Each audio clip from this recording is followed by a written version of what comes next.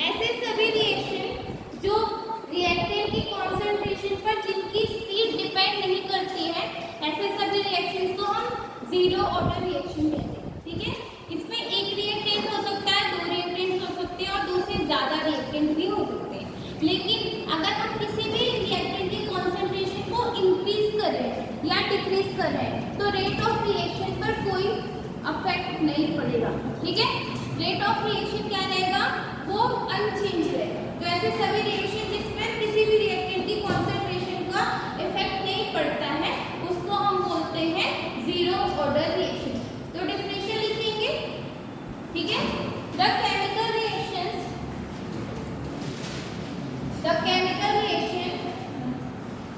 in which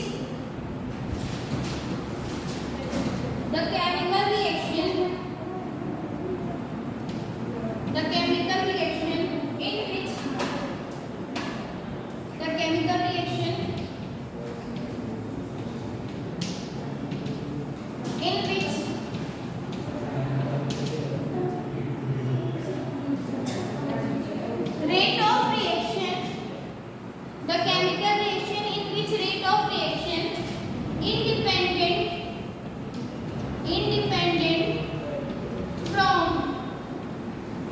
independent from initial concentration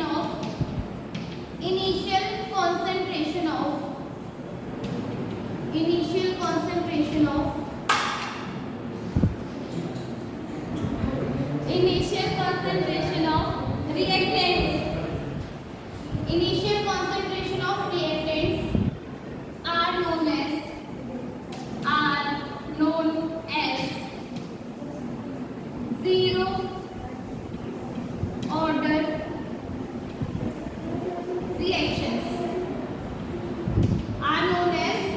zero order reactions, तो ऐसा कोई भी केमिकल रिएक्शन जो क्या हो, रिएक्टेंट की कॉन्सेंट्रेशन से इंडिपेंडेंट हो उसको हम जीरो ऑर्डर रिएक्शन कहते हैं। ठीक है, अब थोड़ी सी रिएक्शन में बात करते हैं। तो एक्चुअली किसी भी रिएक्शन में जनरली ना इलेक्ट्रॉन का ट्रांसफर होता है रिएक्टेंट टू प्रोडक्ट। ठीक है, सारे रिएक्शन में हमेशा क्या होता है, इलेक्ट्रॉन्स का ट्रांसफर होता है, चाहे वो मॉलिक्यूल्स के फॉर्म में हो रहा है, चाहे वो एटम्स के फॉर्म में हो रहा है, चाहे वो आयंस के फॉर्म में हो रहा है। इलेक्ट्रॉन्स का ट्रांसफर जो है वही रिएक्शन को प्रोडक्ट बनाता है, किसी रिएक्टेंट को प्रोडक्ट बनाता है। अब अगर मान लो हमने उस रिएक्शन में कोई ऐसा कैटालिस्ट डाल दिया या ऐसा सब्सटेंस डाल दिया है जो खुद ही इलेक्ट्रॉन डोनेट कर दे रहा है, तो जो रिएक्टेंट होगा उसको उतना काम नहीं करना पड़ेगा। ठीक है, जैसे अगर मैं बात करूं आपको कि H2 प्लस I2 और इस रिएक्शन को हम कराएंगे जब on the metal surface तो बनेगा 2HI। ठीक है, अब इसमें क्या होता है, H2 और I2, यहाँ पर हाइड्रोजन का इलेक्ट्रॉन कहाँ जाता है, आयोडीन के पास जाता है और HI का फॉर्मेशन होता है। ठीक है, लेकिन एक्चुअली में क्या हो जाता है कि जो मेटल सरफेस होता है, मेटल सरफेस मतलब किसी मेटल की चादर बिछा के वही रिएक्शन वहाँ पर कंडक्ट करा रहे हैं। ठीक है, या किसी मेटल की ग्लास में रिएक्शन कंडक्ट करवा रहे हैं। ओके, तो मेटल के पास क्या होते हैं, फ्री इलेक्ट्रॉन्स होते हैं। जो फ्री इलेक्ट्रॉन्स मेटल क्या करता है, अपने फ्री इलेक्ट्रॉन्स आयोडीन को दे देता है। ठीक है, तो आयोडीन क्या बन जाता है, आयोडाइड आयन बन जाता है। जब आयोडीन आयोडाइड आयन बन जाता है, वहाँ नेगेटिव चार्ज बना लेता है, तो हाइड्रोजन को पुश करता है पॉजिटिव चार्ज बनाने। हाइड्रोजन क्या करता है, जब पॉजिटिव चार्ज बनाता है अपना इलेक्ट्रॉन रिलीज करता है, जो मेटल फिर से लेके नॉर्मल हो जाता है। तभी आप लोगों ने बहुत डेफिनेशन में हमेशा कैटालिस्ट के सुना है कि कैटालिस्ट ऐसे सब्सटेंस होते हैं जो किसी केमिकल रिएक्शन में इन्वॉल्व होते हैं, रेट ऑफ रिएक्शन को इंक्रीज करते हैं, but at the end of the rate वो कंज्यूम नहीं होते। ठीक है, तो वो इलेक्ट्रॉन जो पहले मेटल सरफेस ने दिया था, वो इलेक्ट्रॉन क्या कर लिया, हाइड्रोजन ने जो इलेक्ट्रॉन दिया उसको उसने एब्जॉर्ब कर लिया, मेटल वैसा ही मेटल पड़ा रह गया और आपका प्रोडक्ट फॉर्मेशन हो गया। अब ऐसे रिएक्शन में ना मेन रिएक्टेंट या मेन काम करने वाला जो होता है वो कैटालिस्ट हो जाता है। तो आप हाइड्रोजन गैस का कितना भी अमाउंट बढ़ाओ या आयोडीन गैस का कितना भी अमाउंट बढ़ाओ, अगर यहाँ पर कोई मेटल सरफेस है तो ये रिएक्शन जो है ना हाइड्रोजन गैस की कॉन्सेंट्रेशन बढ़ाने से इंक्रीज या डिक्रीज करेगी, ना आयोडीन गैस की कॉन्सेंट्रेशन बढ़ाने से इंक्रीज हम बोलेंगे जीरो ऑर्डर रिएक्शन, जो एक भी रिएक्टेंट की इनिशियल कॉन्सेंट्रेशन से इंडिपेंडेंट होती है, डिपेंड नहीं करती है कितने भी हाइड्रोजन की कॉन्सेंट्रेशन हो, कितनी भी आयोडीन की कॉन्सेंट्रेशन हो। ठीक है, बात क्लियर हुई? तो इसमें काम कौन कर लेता है? Metal surface. ऐसा नहीं हर जीरो ऑर्डर में यही चीज काम करती है। अगर मैं आपको एग्जांपल बता रही हूँ, अगर कोई मेटल है और ऐसा कोई दो गैसेस आपस में अटैच हो रही है और मेटल प्रेजेंट में हो रही है, तो वो कैसा रिएक्शन हो सकता है? जीरो ऑर्डर रिएक्शन हो सकता है, जैसे ये जीरो ऑर्डर रिएक्शन है। ठीक है, तो अगर हम इसका रेट लॉ एक्सप्रेशन बनाएंगे तो रेट ऑफ रिएक्शन जो होगा इक्वल्स टू होगा कि concentration of H2 concentration of I2। H2 की पावर कितनी? 0, क्योंकि H2 पर ये रिएक्शन डिपेंड नहीं करती। I2 की पावर कितनी? 0, क्योंकि I2 पर भी ये रिएक्शन डिपेंड नहीं कर रही, ना हाइड्रोजन गैस पर डिपेंड कर रही है, ना आयोडीन गैस पर डिपेंड कर रही है ये रिएक्शन। ठीक है,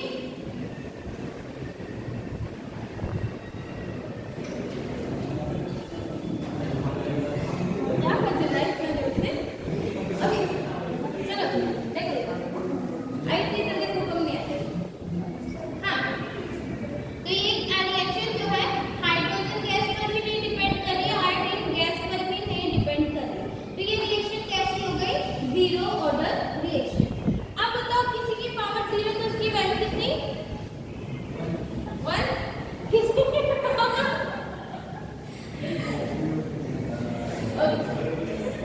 थोड़ा कंसंट्रेशन करिए इस पर। ऐसा वेट कर रहे हो ना कि भूकंप आए, ऐसा कुछ नहीं?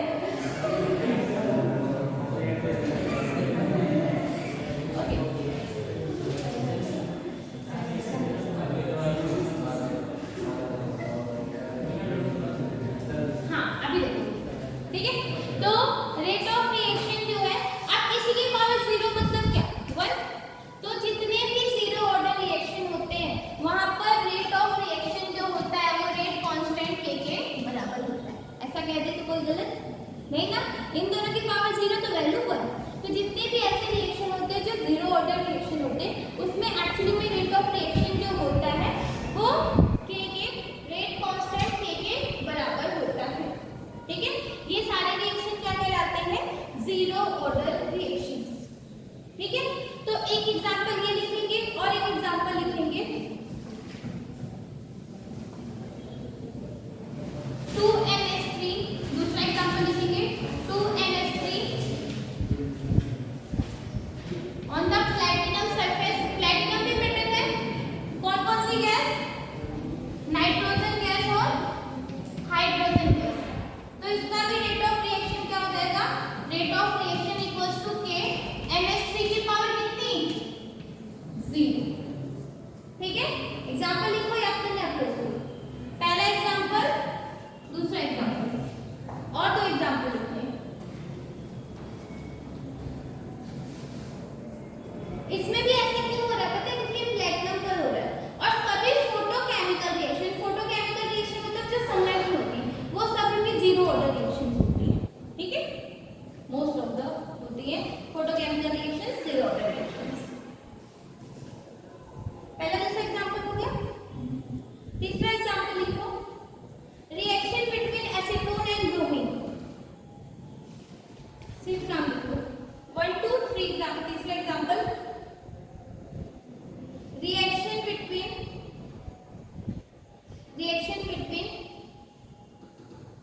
Acetone and bromine.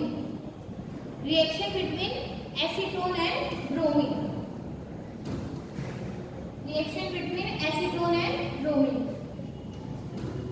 ठीक है, चौथा एग्जांपल लिखो, dissociation of HI। Dissociation of HI, dissociation of HI on metal surface. Dissociation of HI, capital H capital I, hydrogen iodide. Dissociation of HI, यही इसी को रिवर्स कर दो, ये वाला reaction on metal surface, on metal surface. ठीक है, बात क्लियर? डेफिनेशन क्लियर हो गई? ठीक है, तो इसका ना डिफरेंशिएशन करना है हमको। अच्छा, आप लोगों को डिफरेंशिएशन आता है? जो हाईएस्ट और लोएस्ट वैल्यू रख के फॉर्मूले से यूज करते हैं वही डिफरेंशिएशन। ठीक है, बहुत ज्यादा नहीं आता मुझे, लेकिन जितना काम लगेगा केमिस्ट्री में उतना तो आता है।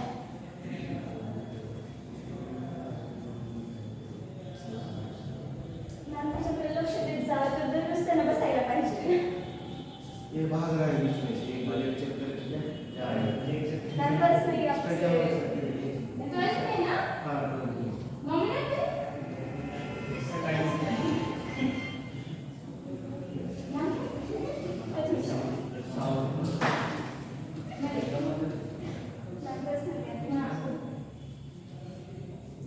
तुम लोग की क्लास से लोग निकल जाते हैं, तुम लोग पता नहीं चलता।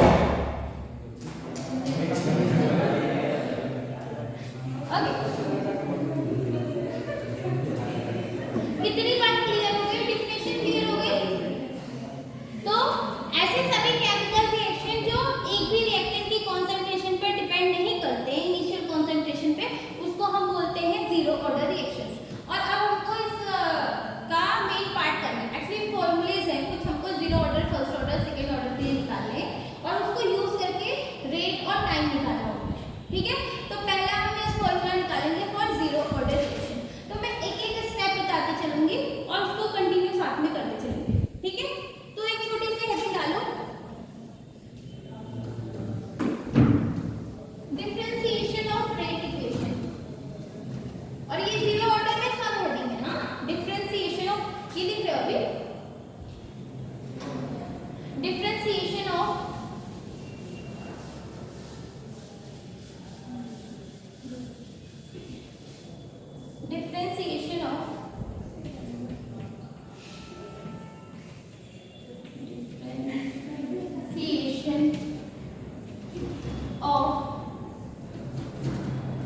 differentiation of क्या बोला मैंने? Rate equation. Differentiation of rate equation.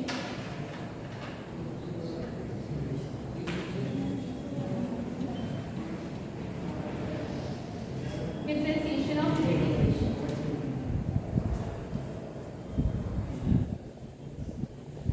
कभी कभी मुझे लगता है ना मेरे को स्पेलिंग नहीं आती। Differentiation of rate equation. ठीक है, अब हम एक रिएक्शन बनाएंगे। कैसा रिएक्शन? हाइपोथेटिकल रिएक्शन, मतलब जो होता नहीं है हमने बनाया। ठीक है, तो एक रिएक्टेंट लेते हैं, reactant A.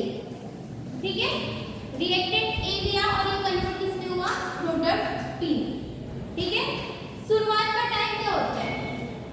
t0 initial time. ठीक है, और शुरुआत के समय पे सारा का सारा कंसंट्रेशन किसका रहता है? सिर्फ रिएक्टेंट। ठीक है, तो वो सारा का सारा कंसंट्रेशन हमने मान लिया स्मॉल ए। स्मॉल ए क्या है? Initial concentration of reactant. ठीक है, अब इसके बाद शुरुआत में प्रोडक्ट कितना रहता है जब हम रिएक्शन शुरू करते हैं? कुछ नहीं रहता, जीरो। ठीक है, अब t = t, मतलब t टाइम बाद, t मतलब 1 second, 2 second, 10 second, 15 second, 1000 second, कुछ भी हो सकता है। तो t टाइम बाद, ठीक है, सेकंड, मिनट, कुछ भी हो सकता है। t टाइम बाद जो a है x में कन्वर्ट हो गया, मतलब अगर शुरुआत में 10 रहा होगा तो अभी 4 या 5 कन्वर्ट हो गया। तो यहाँ पर क्या लिख सकते हैं? अभी प्रोडक्ट रिएक्टेंट कितना होगा? शुरुआत में इतना था, अभी इतने में से इतना कन्वर्ट हो गया, तो यहाँ पर कितना होगा? हाँ, a माइनस x। शुरुआत में ये था, बाद में x हुआ, और अभी यहाँ पर कितना बचा? a minus x। मतलब t समय बाद जो रिएक्टेंट है उसका कंसंट्रेशन a माइनस x है और जो प्रोडक्ट है उसका कंसंट्रेशन क्या है? x है। ठीक है, यहाँ तो कोई प्रॉब्लम? अब हम बनाएंगे रेट ऑफ रिएक्शन। तो rate of reaction directly rate of reaction k, concentration of, यहाँ तक कोई किसी को problem? Rate of reaction equals to k concentration of a की पावर क्या लगा देते हैं? 0, क्योंकि जीरो ऑर्डर रिएक्शन। ये रेट लॉ एक्सप्रेशन है। ठीक है, हाँ, रेट लॉ एक्सप्रेशन है। Rate of reaction equals to k a की पावर 0 इस रिएक्शन से। ठीक है, अब t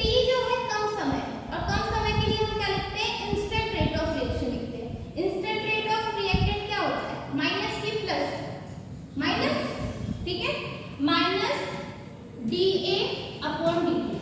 क्या रेट की जगह पर हम इतना लिख सकते हैं minus D A upon D T. Rate of reactant तो यही होता है ना, negative change in concentration of reactant upon taking time.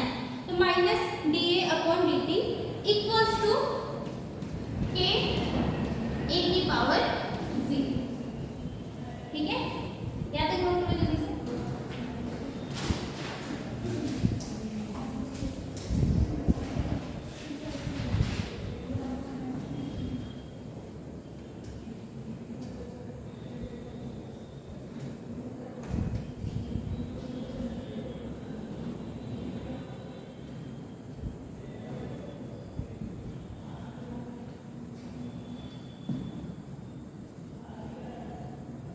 यहाँ तक कुछ भी अलग नहीं किया है मैंने ना।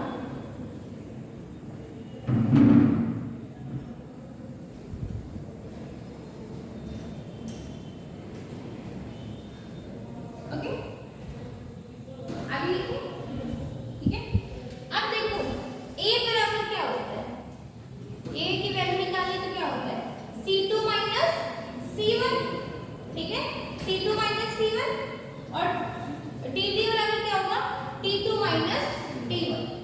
ठीक है, तो ये T2 कितना है T minus 0 equals to T, तो यहाँ पर तो dt की रहेगा, थोड़ा सा टाइम है तो dt। अब देखो a कितना है, तो बाद में कितना है a माइनस x। ठीक है, a minus x minus a, ये C2 है और ये C1 है, बाद का कॉन्सेंट्रेशन और स्टार्ट का कॉन्सेंट्रेशन। तो इसको हम क्या लिख सकते हैं minus a minus x minus minus A लिख सकते हैं ना C2 माइनस C1, तो C2 माइनस C1 या फिर इसको माइनस C2 माइनस C1। हाँ, अब ये क्या हो जाएगा माइनस ए, ये क्या हो जाएगा प्लस एक्स और ये क्या हो जाएगा माइनस ए। ठीक है, माइनस ए से प्लस ए कट गया, क्या बचा ये प्लस हो जाएगा। सर यहाँ नहीं, यहाँ माइनस माइनस से ये प्लस हो जाएगा।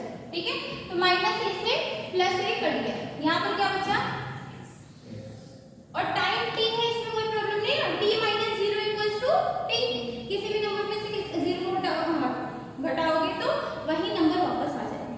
ठीक है, तो अगर मैं इसकी जगह पर x के फेज में लिखना चाहूँ, x मतलब क्या जितना कॉन्सेंट्रेशन कन्वर्ट हुआ है। ठीक है, C2 माइनस C1 और t क्या जितना टाइम, क्योंकि थोड़ा सा ही कन्वर्ट हुआ है तो हम इसको क्या लिख सकते हैं dx अपॉन dt। अच्छा, ये dx ना यहाँ पर t इसलिए लिखा है ना, मतलब ये बता रहा है कि छोटा सा कन्वर्ट हुआ है, dt मतलब छोटे से टाइम इंटरवल में कन्वर्ट हुआ, जबकि यहाँ पर ये क्या है कॉन्सेंट्रेशन है। ठीक है, तो इसकी जगह पर हम ये लिख दें, किसी को प्रॉब्लम माइनस का साइन लगाना पड़ेगा नहीं ना, क्योंकि हमने माइनस का साइन सॉल्व किया है, प्लस एक्स है, तो dx upon dt equals to क्या हो गया के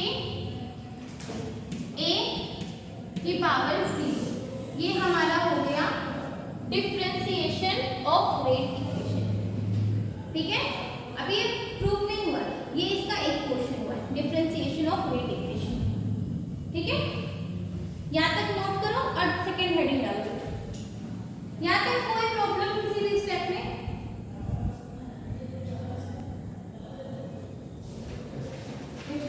differentiation of rate equation.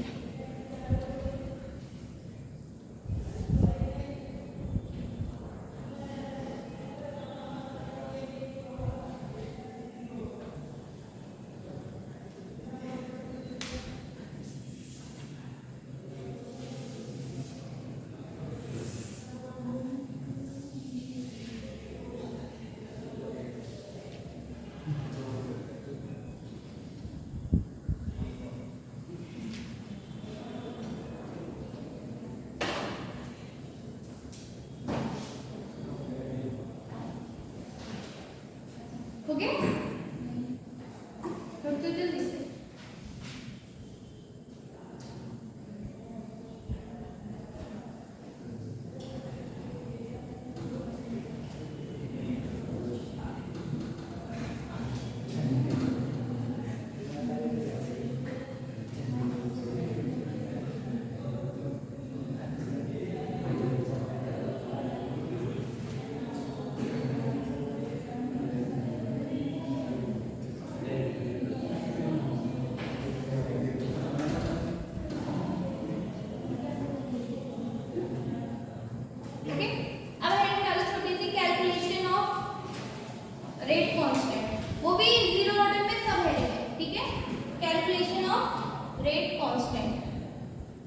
Calculation of rate constant, calculation of rate constant.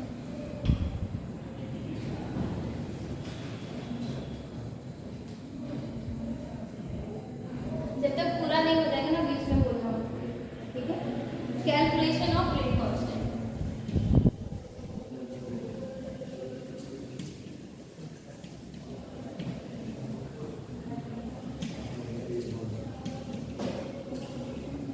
Okay. यहाँ तक कोई प्रॉब्लम नहीं है ना। Minus d upon D T equals to k concentration of a की पावर 0 ऑर्डर रिएक्शन के, ठीक है। अब इसी को हम थोड़ा सा चेंज करेंगे। तो यहाँ पर ना हम इसको कंसंट्रेशन ऑफ ए की पावर 0 इक्वल्स टू क्या, 1, ठीक है। तो ये क्या हो गया, minus D A upon D T equals to k. इसको ऐसे लिख सकते हैं, minus D a equals to k d t. अब हम इसका क्या करेंगे, इंटीग्रेशन। इंटीग्रेशन टी की दो लिमिट बना के करेंगे, टी इक्वल्स टू टी और t equals to 0, lower limit और हायर लिमिट से, ठीक है। तो इंटीग्रेशन करेंगे टी इक्वल्स टू टी से टी इक्वल्स टू 0 से टी, ठीक है। माइनस के साइन का इंटीग्रेशन नहीं होता है, तो माइनस का साइन क्या हो गया, 12, ठीक है। और इसका इंटीग्रेशन किया तो ये d, okay, equals to integration करेंगे टी और 0 और के डी टी का, ठीक है। अब आपको पता है इसके दो इक्वेशंस बनते हैं। पहला इक्वेशन क्या बनता है, लोअर लिमिट्स को लेके बनता है, दूसरा इक्वेशन हायर लिमिट्स को लेके बनता है, ठीक है। तो जहां जहां हमको हायर लिमिट रखनी है, हम हायर लिमिट का इक्वेशन बनाएंगे, जहां जहां लोअर लिमिट रखनी है, लोअर लिमिट का इक्वेशन बनाएंगे। और आप लोगों ने अगर पढ़ा होगा, जब हम किसी भी कांस्टेंट का इंटीग्रेशन करते हैं तो हमको प्लस एक नया वैल्यू, एक नया कांस्टेंट मिलता है, ठीक है। तो सबसे पहले हम करेंगे हायर लिमिट, ठीक है। तो हायर लिमिट क्या है, टी। अगर टी जो है हायर लिमिट है, मतलब टी टाइम पे रिएक्टेंट की कंसंट्रेशन क्या थी, हम उसको एटी लिख सकते हैं, ठीक है। जो a माइनस एक्स है टी टाइम पर, देखो a माइनस एक्स है, ठीक है। तो इसी a माइनस एक्स को हम क्या लिख रहे हैं, a t लिख रहे हैं, मतलब टी टाइम पर कंसंट्रेशन। तो ये माइनस a t, यहाँ तक क्लियर, ओके। अब इक्वल्स टू ये जो d है, ये क्या होता है, इंटीग्रेशन में वहां से हट जाता है, और t इक्वल्स टू t, अगर t की वैल्यू t है तो t ही आएगा, ठीक है। kt प्लस c, ये हमारा हो गया इक्वेशन फर्स्ट। बात क्लियर, मतलब t टाइम पर a का कंसंट्रेशन कितना था, 80 था। t टाइम पर t टाइम कितना था, तो t, ठीक है। और कांस्टेंट का जब हम इंटीग्रेशन कर रहे हैं तो हम वैल्यू क्या लिखते हैं, एक नया कांस्टेंट प्लस c, ठीक है। ये इसलिए लिखा है क्योंकि कांस्टेंट का जब हम किसी भी कांस्टेंट का इंटीग्रेशन करते हैं तो वो वैल्यू c लिखते हैं, ठीक है। यहाँ तक कोई कंफ्यूजन। अब दूसरा, जब 0 वैल्यू थी, ठीक है, 0 वैल्यू थी, तो कंसंट्रेशन कितना था, a कंसंट्रेशन था ना। इसकी जगह पर ना आराम से a माइनस एक्स भी लिख सकते हो, क्वेश्चन में हम यूज करेंगे a माइनस एक्स, लेकिन अभी नहीं, अभी at equals to a minus x है, इतना समझो, ठीक है। जब सिर्फ टाइम इक्वल्स टू 0 था तो a की कंसंट्रेशन कितनी थी, स्मॉल है, ठीक है। तो इसको a इनिशियल बोलते हैं, a इनिशियल। तो हम इसको डोनेट कर देते हैं माइनस a इनिशियल, i भी लिख सकते हैं और 0 भी लिख सकते हैं। क्या लिखो, i लिखो, i लिखते हैं, 0 लिखो, i 0, आप नहीं समझ सकते, i लिख देते हैं। 0 भी ना यहाँ पर ऊपर पावर में तो थोड़ा सा कंफ्यूज हो जाएगा। तो a इनिशियल मतलब शुरुआत में इसकी कंसंट्रेशन, ठीक है। अब बताओ जो kt है, अगर t इक्वल्स टू 0, तो 0 को t से मल्टीप्लाई करेंगे तो कितना आएगा, 0। तो यहाँ पर क्या हो जाएगा, 0 और ये प्लस c।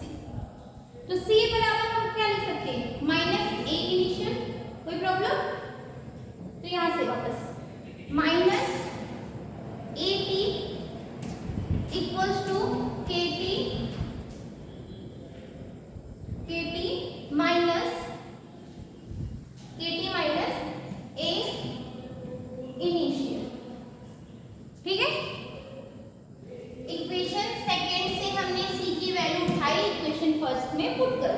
यहाँ पर 0 क्यों लिखा है, कोई प्रॉब्लम? जब t की वैल्यू 0 मान लेंगे तो 0 को किसी से भी मल्टीपल करेंगे तो 0 ही आएगा ना, तो यहाँ 0। और यहाँ पर भी तो कांस्टेंट है, और कांस्टेंट का जब भी इंटीग्रेशन करेंगे तो एक कांस्टेंट c आएगा। ठीक है, तो c की वैल्यू हो गई माइनस a इनिशियल, यही c की वैल्यू इस इक्वेशन में लगती है। ठीक है, अब इस इक्वेशन का साइन चेंज करो, तो अगर माइनस हटाना है तो हम इसको लिख सकते हैं ना माइनस ai या a इनिशियल, उधर जाएगा तो प्लस kt, माइनस कॉमन ले लेंगे तो a इनिशियल माइनस kt। करके दिखाओ कि समझ गए स्टेप। देखो इसको आगे लिखेंगे माइनस और इसको पीछे लिखेंगे तो प्लस, माइनस कॉमन ले लेंगे, पहला माइनस हट जाएगा, दूसरा जो प्लस बना हुआ है वो भी माइनस हो जाएगा, यहाँ का माइनस यहाँ का माइनस कट जाएगा। ठीक है, तो यहाँ पर क्या आ जाएगा, at equals to a initial minus kt। ठीक है, kt बराबर क्या हो जाएगा, तो kt बराबर हो जाएगा kt बराबर हो जाएगा a initial minus at, a initial minus at। at क्या है, at मतलब t टाइम पर कॉन्सेंट्रेशन।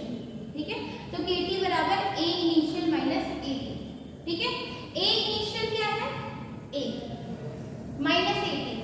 ठीक है, a minus a plus x, बचा क्या, सिर्फ x। ठीक है, a इनिशियल है सिर्फ a। ठीक है, तो kt बराबर क्या हो गया, a minus a minus x। ठीक है, तो kt बराबर क्या हो जाएगा, a minus a plus x, cut गया, kt बराबर क्या हो गया, x। t बराबर क्या हो गया, x अपॉन k। ठीक है, t बराबर क्या हो गया, x अपॉन k। x क्या है, जितनी कॉन्सेंट्रेशन चेंज है, k क्या है, रेट कांस्टेंट, t क्या है, टाइम, कितने टाइम में चेंज हुआ। ठीक है, तो आप x बराबर kt या t बराबर x अपॉन k, यही आपका क्या हो गया, calculation of rate constant k। तो रेट कांस्टेंट k बराबर क्या हो जाएगा, x अपॉन t। समझ में आया, कोई पॉइंट में कोई कंफ्यूजन, अगर मैं कोई कॉम्प्लिकेट कर दिया हो तो देखो, बेसिक बहुत ज्यादा इंटीग्रेशन मुझे नहीं आता और बहुत ज्यादा आप लोगों को काम है इसमें। ठीक है, एटलीस्ट इसमें तो नहीं है, सिर्फ आपको याद रखना है कि जब भी हम किसी चीज का इंटीग्रेशन करते हैं तो उसकी दो, एक लोअर लिमिट होती है, एक हायर लिमिट होती है। सबसे पहले हम हाई लिमिट रख के उसकी एक वैल्यू निकालते हैं, एक इक्वेशन निकालते हैं, और दूसरी लोअर लिमिट होती है। जैसे कि मान लो मैंने t मतलब 10 और t मतलब 5 लिखा होता, तो जहां जहां t की वैल्यू होती मैं 10 से मल्टीप्लाई करती, और दूसरे में जहां जहां t की वैल्यू होती वहां से मैं 5 से मल्टीप्लाई करती। तो यहाँ पर हायर लिमिट t मानी और लोअर लिमिट 0 मानी। ठीक है, और इस कांस्टेंट का जब भी हम इंटीग्रेशन करते हैं तो एक कांस्टेंट c आता है। ठीक है, क्लियर हो गया, रेट कांस्टेंट। और भी है इसमें एक और, हमको हाफ टाइम भी